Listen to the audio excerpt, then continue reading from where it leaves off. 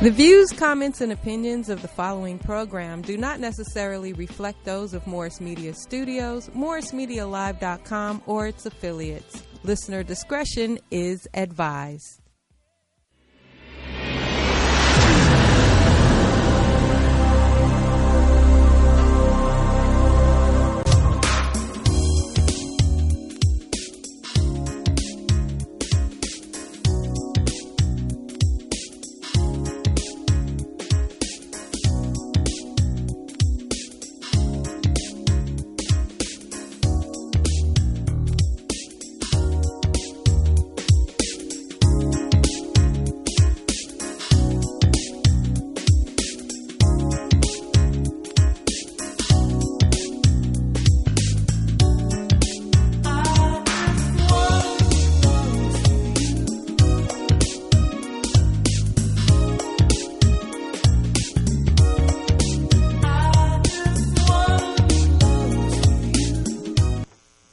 Hey guys, welcome back. Thank you for joining us for another episode of My Morning Coffee, where it is always strong, bold, and full of flavor. So it's been a minute since we chatted, and we're going to kind of go over what we've been up to. It's been an interesting, 3 weeks now, ladies?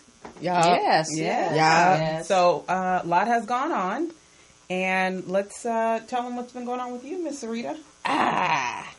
You know I hate going first. But it is the intro, so that's what I'm supposed to do. Let's see. It has been a really busy week, or busy couple weeks. I don't know if I shared with you guys, but I probably about 2 months ago, top of the year, 3 months ago, I went back to therapy. So the fact that I am in therapy is absolutely amazing. And I kind of want to take this time to kind of share with people that journey, because I think that is a journey that we don't talk about. And it's been really good. And yes, therapists need a therapist. So let's first and foremost say that. But it's been really great. I went to therapy maybe 7 to 10 years ago, and I'm back in after the loss of my grandmother last year, and I have actually been able to start to see things in a different light and strengthen my own clinical skills as a clinician, because there were some things that may have been holding me back. So I really want to take the time, throughout the show or just at any time, and start to normalize the therapeutic process, because I don't think we do that enough in our community and just as people of color. So I'm super excited about the journey and giving y'all some of what skills I have learned, because people who know me, the people on this, so I haven't always been the refined woman that you see before you today. Oh, wow. What, if you don't mind me asking, what was the trigger that took you to that place where you knew you couldn't do this anymore on your own? There was no trigger, actually. There was no, I can't do this on my own. It's kind of like maintenance on a car or exercising. We do maintenance on our body all the time. We eat right. Well, at least we try to. We exercise. And mental health is the same. It's if you don't utilize it, things start to get hard. And it was nothing that was particularly hard, but I wanted to make sure that I was still able to engage and interact in a way that felt that I was being my best. And not saying that I wasn't, but I wanted to maintain it. So there was no trigger. It was just this is something that needs to happen. You need a tune-up. So I went and got a tune-up. I'm getting my tune-up. Mm-hmm. Yeah.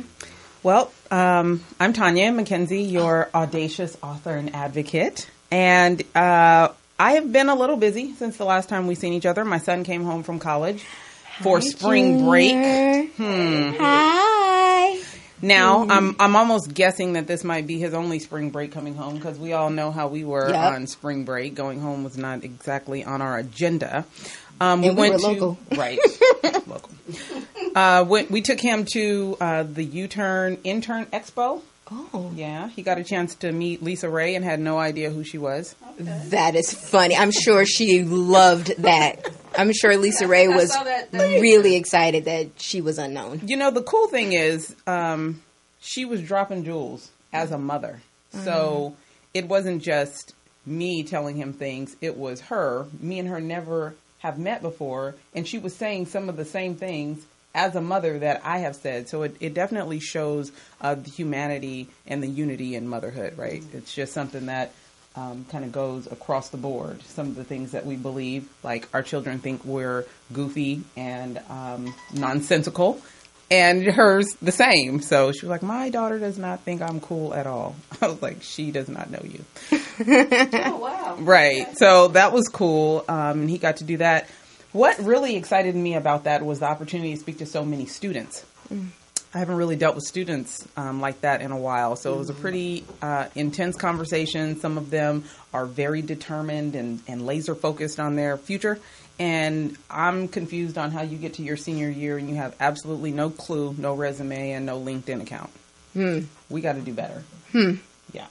And the upsetting part is that it was many of the faces of color that had no responses when I asked them things like, well, what is it that you want to do?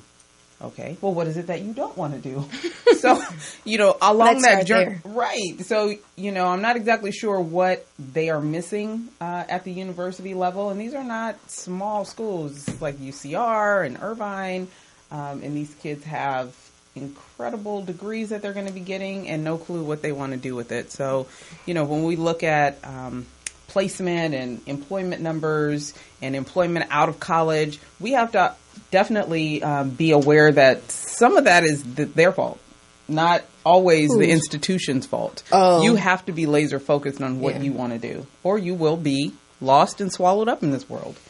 What else happened? The Mueller report came out. That was irritating. Don't really want to spend too much time on that. We don't, because it was only 4 pages. Well, the thing about that is, even outside of that, I think so many people were so disappointed about the outcome.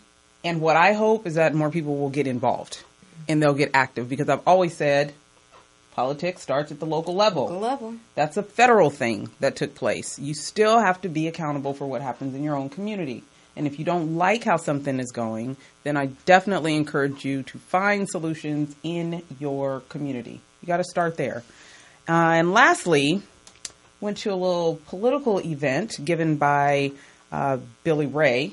He was writer-director for Captain Phillips and the Hunger Games.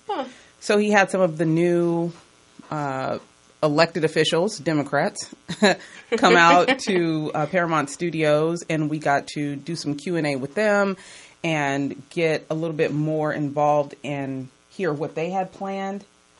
These are already elected? These are newly elected. So like the Democrat that took the Republican seat in California, in Orange County, that never happens. Right.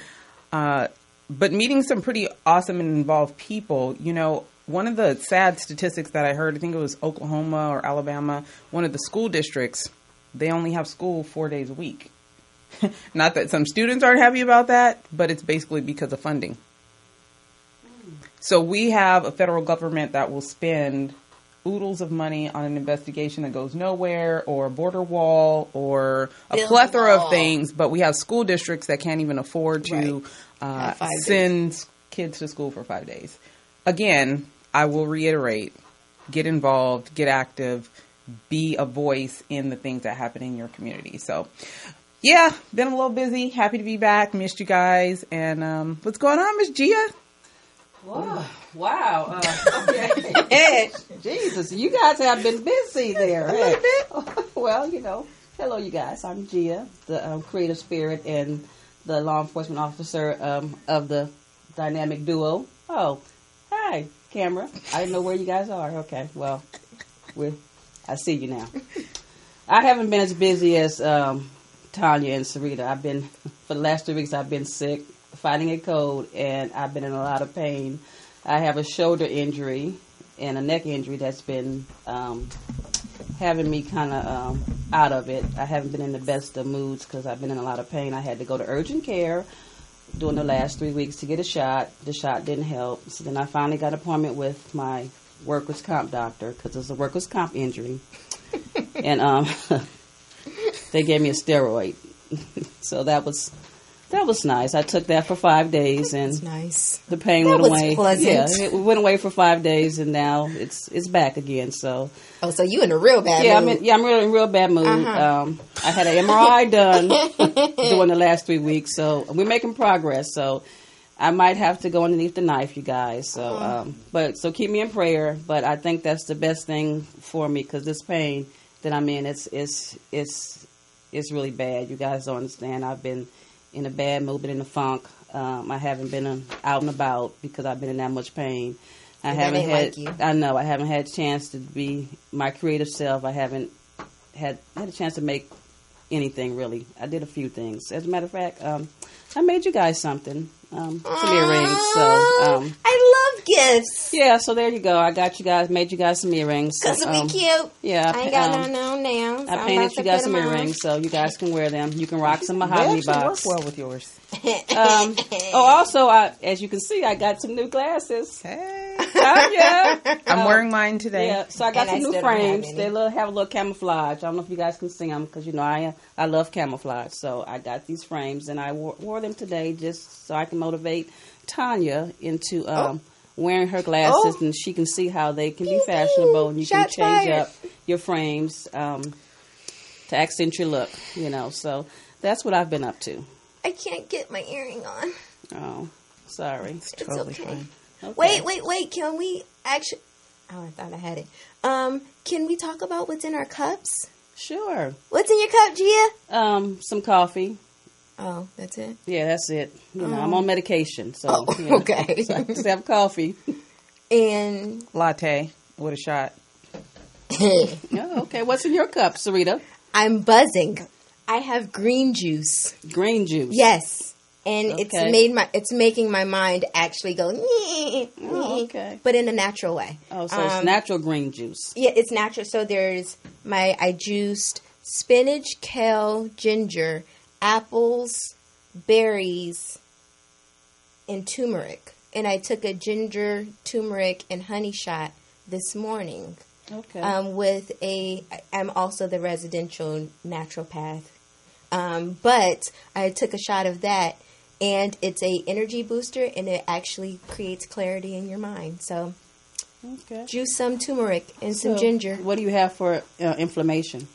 Ginger and turmeric. Oh, okay. So, Shots of that with some honey if you can take honey. I can take a little bit of everything. So, some turmeric and ginger. Yes. Speaking of pain, my husband for the first time used CBD oil. Oh, wow. Yes. So how was Yo, that? Ray. Hey, Ray. Coming to the side. All about Yes. that CBD. Clearly, we like CBD around these parts. I had to test it before he used it because Okay. he Why has, you have to test because it? he has very adverse reaction to anything he ingests. So I wanted to make sure we was all going to be okay. Okay. Right. But he's been using it for almost 2 weeks now, Okay. and his knee said it's not bothering him Said anymore. hello, CBD. Hey. Hey. Is he drinking the water from my beverages as well? I drink that. Okay, So what you're saying is maybe I should put a little CBD on my shoulder and neck. Maybe that might help. Yes. There's a soap. and there's a cream too.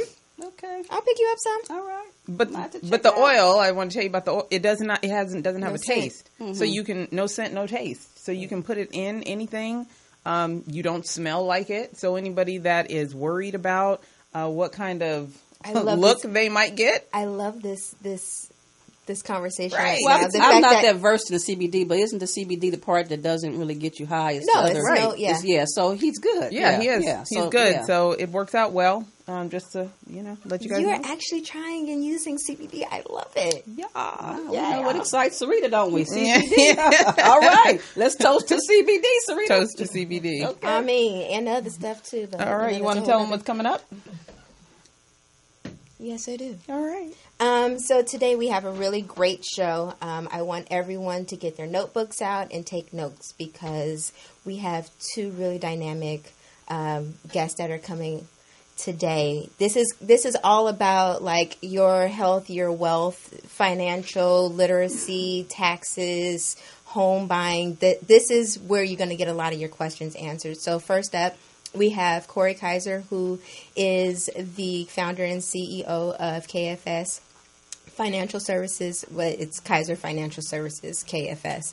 And he is going to be our resident guru for all things taxes and accounting. So we're going to, because April 15th is quickly approaching, we are going to ask him questions about taxes and some of the things that have changed since Mr. Trumpito Cheeto has been in office. And then after him, we are going to have a wonderful woman by the name of Tanisha Curtis, and she is one of three founders of her company, which I don't think I have on here, which is awful to even say, but she is the home buying guru. So she is going to share with us programs that we should know about if you're a first-time home buyer, things that we need to know in terms of loans and what loans are out there, what programs, and all things home buying and mortgages and entrepreneurship. And both of them are entrepreneurs. So we're also going to have conversation about what it's like to be an entrepreneur, which is a conversation that all three of us know and can speak to as well. So when we come back, we are going to have Corey share with us a little bit about KFS and all things taxes. So stay with us. My Morning Coffee. We'll be right back.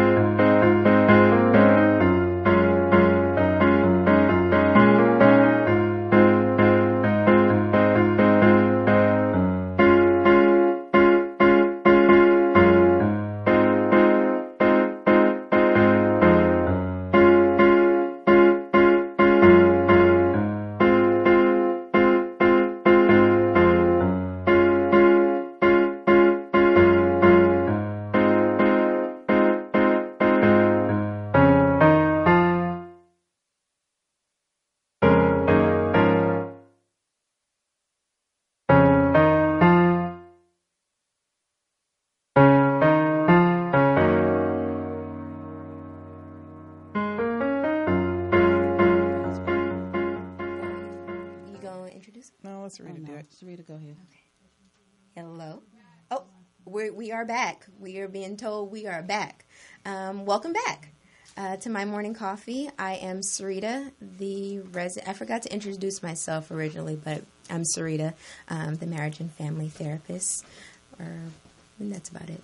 But today, we're back from break, and you see we have another person, and I'd like to introduce Corey Kaiser, who is the founder and CEO of Kaiser Financial Services, or KFS for short. He told me to be nice to him, so I am attempting to do my best to be nice to him because I have known Corey for almost 20 years, and I know, right? But this is a professional setting, so we won't get into all of that right now. But I wanted us, My Morning Coffee, to bring Corey on and discuss all things taxes. So I am going to hand it over to Corey and say welcome and thank you for coming to grace us with your presence on My Morning Coffee. Well, thank you all for having me. Thank you. It's a pleasure to be here. And I'd like for you just to kind of share, because you're also an entrepreneur as well. Yes. So sharing your journey, telling us a little bit about yourself and giving us a little background on your journey. Well, I'm Corey Kaiser. I have been running Kaiser Financial Services since late 13, early 14, but I've got about 15 years total having various levels of responsibility in accounting. Before I was in the accounting industry, I was in the automotive industry, automotive and trucking, family-owned business that wound up going out of business. We had a municipal contract that closed, and I had a choice to either find a traditional 9-to-5 job and do something with that, or to make something of myself. And after pretty much bumping my head and stumbling a couple of times with trying to have a traditional 9-to-5, I decided that doing my own thing and building my own boat was the best option for me. You know, it's not a very big boat, but it's mine. So, your company, you could say your company got started because you was out of work in one job, so you created a new job. That's actually a lot of it, yes. Yeah, so that's actually a lot of it. So for our viewers, people, sometime where you lose, you've been doing something for like 15, 20 years, and maybe the company goes under, or you just want to transition to something else, you can still transition from one job to the next. That's kind of like what you did. You had a company, your family had a company, they closed, the company went, closed down due to the contract ended, so you had to recreate yourself, so to speak.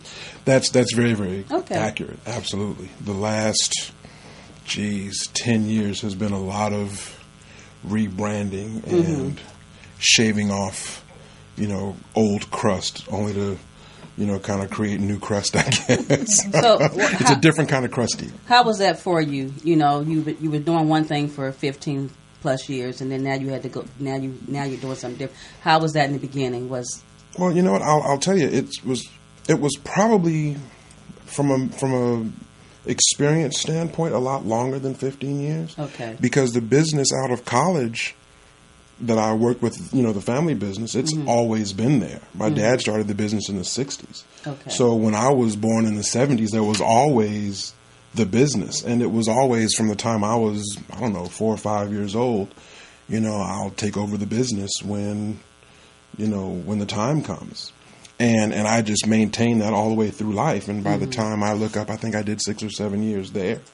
And when the business closed down, you just kind of go, well, wow, who am I? What am I going to do? And, how do I move forward from this? Because for the prior virtually 30 years, that was the plan. I just kind of stayed in that lane. That's what I was going to do.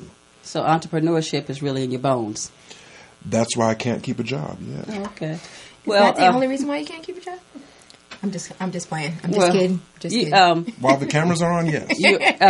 So now you're an accountant and you do you have a tax business, a financial business. So I'm assuming you're a tax preparer. You've been preparing a lot of taxes, and we know this year is as the year that a lot of people with all the new tax laws that are out there that nobody can understand nor kid to understand. But if you could, maybe break some things down to the viewers, let them know, what they can expect of what's going on. Because I found that I did my taxes earlier, me and my husband earlier this year, and I wind up owing the government.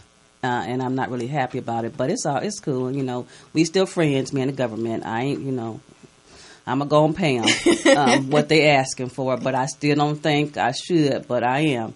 And I know it has a lot to do with some of the tax changes, the tax laws that our boy Trump has put in place. And also, a lot of people don't know, I guess less taxes were being taken out of our checks, people that have traditional jobs. And, of course, you don't see that. You're just happy you got a check. You're not really paying attention to that. Oh, well, I got a little more money than I got my check last year and stuff. But I've been hearing that's the reason why a lot of people owing, because they've been taking less out of our taxes. That's exactly what happened. If you remember in late 17, just about all of 17, they were talking about how much easier the revamped tax procedure was going to be. Mm-hmm. The forms are actually different. I'm not going to say easier or smaller, because they've just moved everything onto different schedules and different forms. Okay. So it's not necessarily an easier process. But they did lessen taxes for pretty much everyone across the board. But what happened was that the rates in which people were getting their withholdings taken out of their checks lessened. So if a person was making, let's say, $60,000 a year, and they were taking out, let's say, $15,000 over the course of a year, and now it's only, let's say, 12 or 13, that meant that their check was, I don't know, $70 more week, 2 weeks, however they were getting paid. So they were actually being taxed, or at least withheld, less. Okay. As a result of them not putting as much in the pot, there wasn't the same amount to take out of the pot when it came time to look at a refund for themselves. Okay. So sometimes people who are used to getting a couple $1,000s back only got $600 or $800 back, or wind up paying, or wound up owing. So here's my question then: at the end of the day, it seems like they just evened it out. I don't hear too many people saying that they did better. And the sales pitch was that this simplified way of doing things was going to benefit you, not equally even you out. That wasn't the sales pitch. So can you kind of explain how that happened, or was that sold or taught to financial experts to be able to explain that to people? Yeah, well, I think your term "better" is not quite what happened, because most people were in fact taxed less. So it's that additional $40 or $50 that they saw in their checks every week or every 2 weeks or whatnot that was where they did better. But I think that most people interpret better by the amount of the refund. Mm-hmm. Right. So many people are so excited and anticipate that nice big, $2,000, $3,000, $4,000, $5,000 if you got a bunch of kids, maybe even more. There's this huge refund that comes, but throughout the year, it's just been kind of evenly sprinkled throughout the year instead of them getting the benefit of one nice heavy lump check or direct deposit.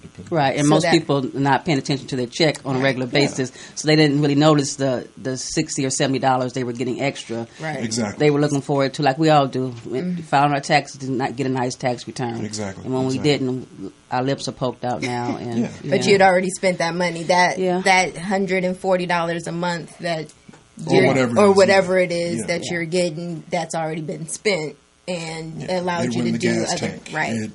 So help me out with this. What states did not do so well with these new tax codes and tax laws? What states didn't do well? Yes, I know one of them is California. The other one is New York. Well, right. Well, see, unfortunately, California and New York are, if I'm not mistaken, the wealthiest states in the nation. And Texas. And Texas, perhaps, yes. Woo woo! That's where I'm going next week, to Texas. Oh, So now we acting like we from Texas? No, we're not acting like we're from Texas. Shouting out. Cali raised, born and raised Cali, but we're gonna check out Texas. I'm sorry. Go ahead. Oh, no, it's fine. It's fine. We go on tangents. Texas is a no income tax state. That's what I'm talking about. So, no state income tax. That's right. That's right. Federal, Still got to pay federal, but you be careful. California and New York are probably the wealthiest states in the nation. As a result, those two regions wind up supporting a lot of the other states in the middle of the country. There's a lot of industry going on with entertainment, with the stock market. Tech. Stock market mostly in New York. And then there's a lot of tech and entertainment and farming and agricultural things going on here in California. The IRS tends to tax and pull a lot of California and New York money from, California and New York residents and wind up giving it to the, poorer states. So we're always the ones to lose in a lot of ways from a federal standpoint. So would you say that it's important to file your taxes, or why is it important to file your taxes every year? There's several reasons why. A lot of people don't file because they feel like they don't need to. I don't know why people don't think why they think that they're somewhat exempt from having to file taxes. One big reason why you do want to file taxes is because they have certain things called refundable credits, which mean that even though you might not have put anything into the tax program, there are potential refunds that you can get back, like EIC, Earned Income Credit. Okay. Earned income credit. I don't know. Do I have time to go through all the details of EIC, or should I just? No. Okay. Sorry about that. But anybody that's done their taxes, they should have gotten some earned income credit at some point, right? With childcare, with if you have children and things, you would get a lot more benefit from EIC than you would if you don't have children. Yeah, there are certain benefits. So I would say everyone should file their taxes, even if they don't pay taxes necessarily, because there could be certain funds that they're basically overlooking. Right. Additionally, what winds up happening is, because life changes so quickly, certain things can wind up happening where I didn't have the money, let's say, to buy a house last year, but now I want to buy a house. And if I haven't filed my taxes for the last 5 years, I'm going to have real difficulty trying to qualify for loans and such. I think every year I get probably 3 or 4 clients every year saying, I haven't filed in 5 years. But, I don't know, grandma passed away and left me something, and now I want to, buy a house, and I can't because I don't qualify for anything because I haven't done my taxes in years. Well, that's good that you brought that point up, Corey, about filing taxes and how important they are for people who want to buy homes. That's going to help lead us into our next segment with our next guest, who's going to be talking to us about real estate. So that, it's good that you touched on that point about filing the tax returns, and it's a necessary thing to do. Mm-hmm. Absolutely. What are some of the most important things to know about filing taxes this year? What do people need to get together, especially if they haven't filed in years? Mm-hmm. What do they need to get together? What do they need to have prepared to make sure that their taxes can be filed in a timely fashion and accurately?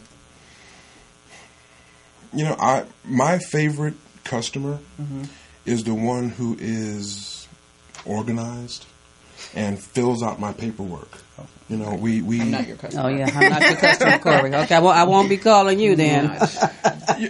If you just bring me a shoebox of confetti, a bunch of scattered pieces of paper that don't make sense to you, they certainly don't make sense to me. Well, Corey, it makes sense. It's just, who has time to organize that stuff? Look, we got it in the shoebox. Come on now. I can take some things to Gia, and she can make some artwork. Just saying. Yeah, well, then now I tell my clients, if you guys come and see me, if it's confusing for you, it's going to be costly for you. So I would say take that time to organize things, allocate costs to reasonable account types. And what are some of those? Yeah, and Corey's allocate remember, costs. You're can you break this down to layperson? Yeah. Okay. So then I tell you what. Take that shoebox of crap that you guys want to bring me. There you go. And make a pile for my travel. This is a pile for my medical expenses. This is the pile for automobile expenses. This is a pile for living expenses, my rents. And then you can provide, if you have a traditional job, the 1099s, the the W-2s, the 1095s, which are the different healthcare forms that prove that you had medical coverage, and, mortgage forms and 1098s and tuition stuff. All that stuff comes in the mail. Okay? So when they come, just drop it in an envelope or scan it to some kind of a drive or something, email everything to me. And as long as it's organized, it makes my life easy. Okay. All right, viewers. So you got that organized. Before you go see your tax preparer, be organized. It will make your life a lot better, and also it'll be a little less on your pocketbook, right, or your wallets. Well, thank you for joining us today. It was my pleasure. Thank you for having me. We look forward to having you back. Oh, you guys and want me. How can our viewers reach you, Corey, if they need a tax preparer?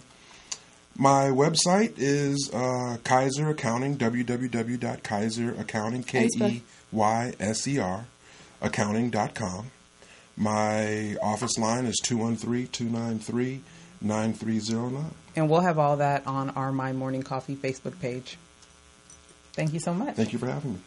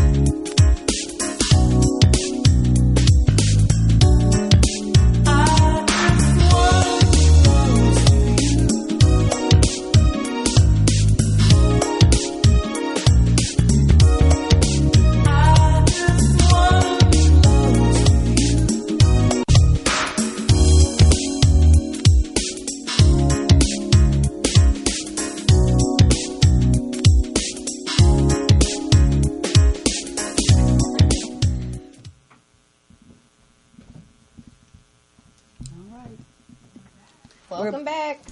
We're back. Hey. So I think Tonya, are we gonna introduce our next illustrious guest? Did she give you the sheet? Huh? She gave you the sheet, yes. No. Oh, that one. Yes. Hi. All right. So today, let me just say this. I'm really happy to have this nice lady come visit us today. Her name is Tanisha Curtis. She's amazing. I actually met her when she was working for one of the big banks, mainstream banks. And she did a lot in our community also, and it was great to see her. But she eventually left our community.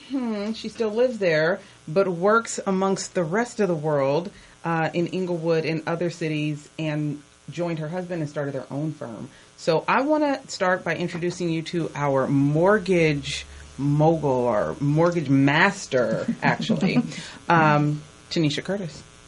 Hello. Thank you for having me here. So tell us a little bit about, your background, what you're doing, your company, and who you brought with you. Okay. That's a lot. Okay. Well, I've been in real estate since coming out of college. Yep. This way. Okay. So I've been in real estate since I was out of college. My dad was a mortgage broker back in the 90s, and I worked for him for a number of years until going into working for the traditional mortgage companies up until we opened up, my husband and I opened up our own business in 2003. Okay. And my husband holds a broker's license and an insurance license. So that in combination with my mortgage license, we work together and help services our clients with multiple services. Well, you're one-stop shop. One-stop shop. That's good. Good. Awesome. So when you left, can we tell them where you left from? If you'd like. I'm okay with that. When you left the big bank, what was that movement like from the big bank to your entrepreneurial company? Easy for me. Okay. I mean, at that point, this was just a year ago, actually, that I came back to our office. I always wanted to have my own business anyway. I left the comforts. I mean, there's comforts of working for a big bank in that you have your benefits and, you get leads and things like that. But ultimately, I liked the idea of working for myself, and it was just time. I was ready. My husband was a little bit more aggressive with getting business and more salesy. Yeah. So he was able to sustain being in business for himself for a number of years with no problem. For me, that was like a thing I had to build. So you're used to that comfort zone of a traditional job. I'm with you. That's how I am. I'm used to my comfort zone as my traditional job. So I understand what you're talking about. So what would your advice be? Because I know many people that leave the comforts of a job are also leaving the comforts of the benefits and the comforts of a regular paycheck and the comforts of having a company behind them taking care of their medical plan. What would you say to someone that has that fire like you did in regards to entrepreneurship, but has an anxiety about jumping into having to do those things by themselves? I would just say, support is important. Have a plan. Know where you're going to get your business. I mean, that's going to be important to sustain you. And if you want it bad enough, then take the leap and do it because you got to be happy. And the flip side of working for another company and working for yourself is just, being able to express who you are and tying that to what you do. For me, that was the big thing. Doing mortgages. A lot of people do mortgages, and so I didn't really necessarily feel special doing that or that it really represented who I was. When I finally went into business or back into business again with my husband, it just dawned on me that I could tie in the experience of who I am with the mortgage process in terms of I'm a good communicator and helping people understand what's going on in the process. I'm calm. I'm good at keeping people calm and keeping them with having faith going through the process that we're going to close, it's going to happen, we're going to do this, and I'm not afraid to work hard. I'm very resourceful. So you just have to be comfortable with who you are when you get ready to make that leap and know your abilities. Before we get into the nuts and bolts of what you do, you've been a master real estate person. Let's have you introduce or tell us who you have today with you. We don't want our time to get away from us, and we didn't get to meet this nice young lady over here. Absolutely. So in our company, in our business, my husband also partners, we all partner with a probate attorney, Kelly Stanford, who came out of USC, and she got her law degree from Howard University. So Melody interned with Kelly, and she also has her law degree. Correct. She... Tell them, what else do you have? You have your law degree. Yes, so I have a bachelor's degree from LMU, master's from Pepperdine. And so I decided to go back and get my JD in 2015. And so here I am.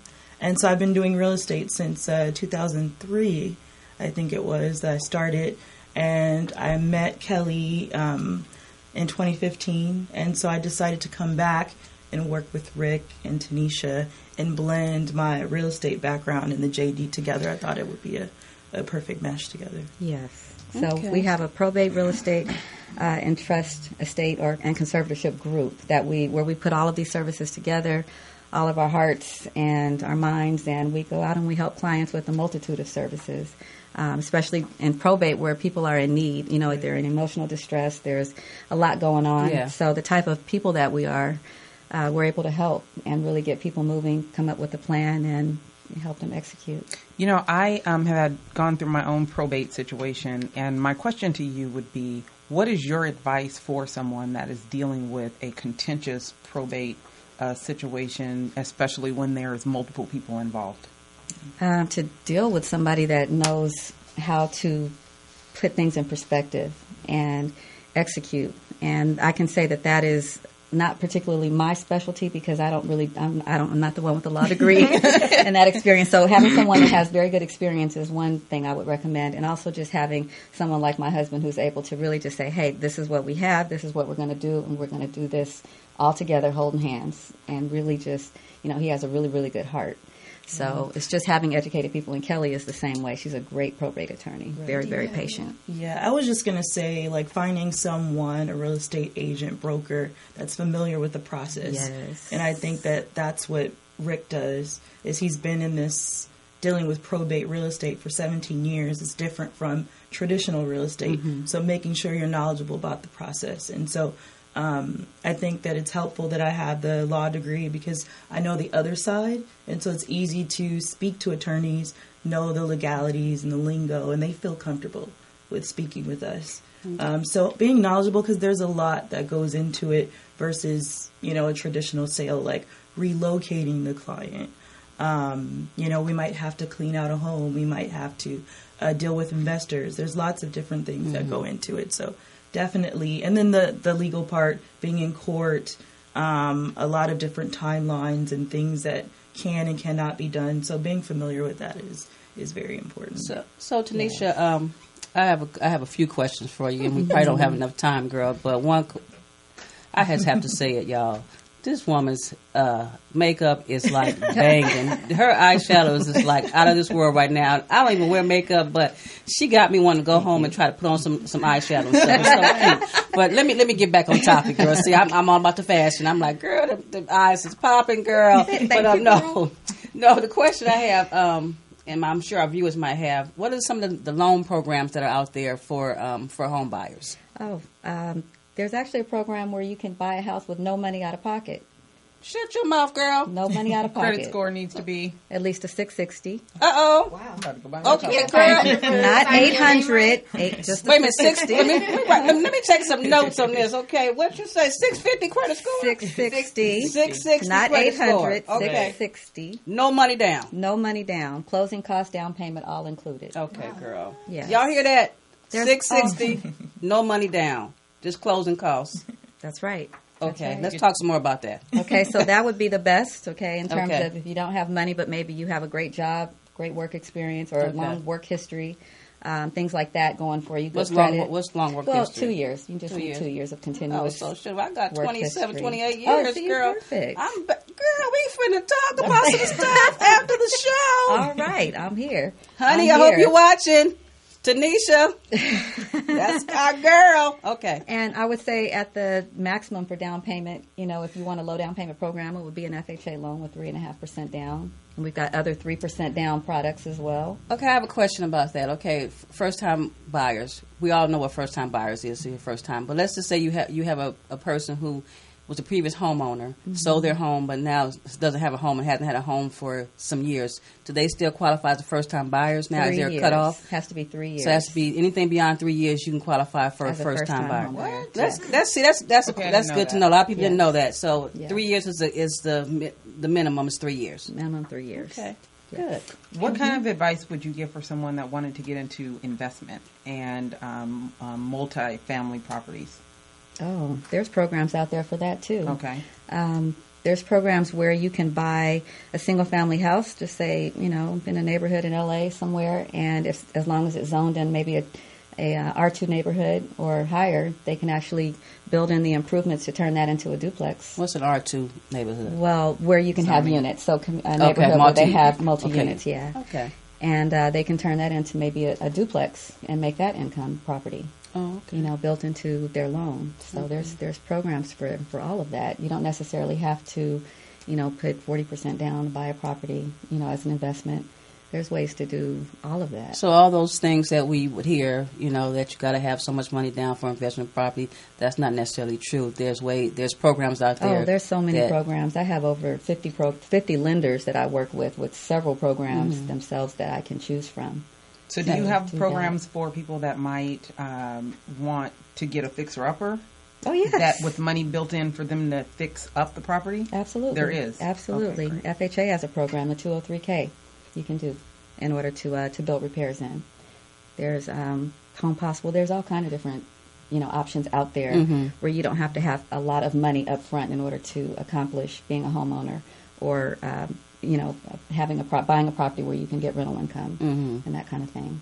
So has the new laws and tax laws made it more beneficial or less beneficial to be a homeowner? Because I have heard the debate, rent versus ownership, in a time where there's a little instability or uncertainty. There's different perspectives on that. I think it depends on what purchase price or loan amount you're going for. That would make that a difference tax law-wise. Okay. But, you just have to kind of look at the whole person, and that's one thing that we do is look at everything. Where is this person? What are their goals? What do they want to do? Maybe home ownership is not for the single person who doesn't want the burden of taking care of a house or all of those responsibilities. Or maybe you are ready for that. Maybe you're 25 and you want to buy a house because you're very creative and great at decorating and resourceful and have great family support and maybe you have a lot of money sitting around. There's different situations for different people. And I think if you are someone who is interested in purchasing a home and maybe you're afraid that you don't qualify, just try. It can't hurt. It's always best to know where you are than to just wonder where you could be. That's how I see it. Okay. Well, wow. You've really dropped a lot of nuggets today about home buyership and about probate and trust and things like that. And I'm sure we're going to have you guys both back, your company back on another episode because there's still a lot of things I'm sure you didn't get to touch on that's information that our viewers really need to hear and want to hear. So, but thank you for being here today and dropping the little nuggets that you did drop because they were good nuggets. So tell us how we can get in contact with you and your firm. It's JCL Realty Plus Investments. Our office line is 310-674-3863. I'm extension 223. I have a personal cell number. Actually, it's a personal work cell number. You can always call me anytime at 310-303-4405. All right, and my personal cell is 310-867-0031. Very good. Yes. Okay.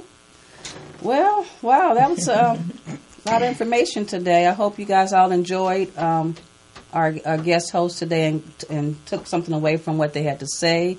Remember, the key is ask questions, find a good realtor, and there's a loan out there for you. Be organized when it comes to your tax returns and filing your taxes.